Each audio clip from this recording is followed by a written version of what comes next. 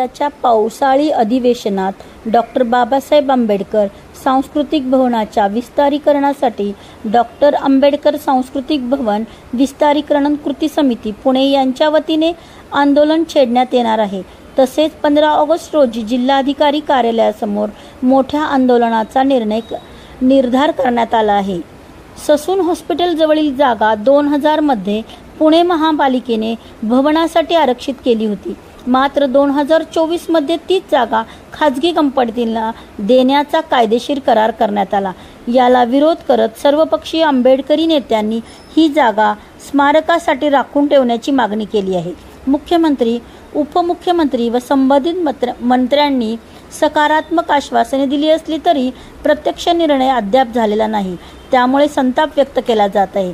दरम्यान आमदार माधुरी मिसाळ यांनी ही जागा कर्करोग रुग्णालयासाठी देण्याचा निर्णय घेतल्यामुळे संतप्त प्रतिक्रिया उमटल्या आहेत।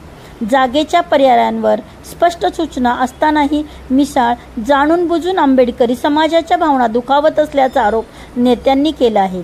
यापुढे आंदोलन तीव्र करण्याचा इशारा आज पत्रकार परिषदेत देण्यात आला।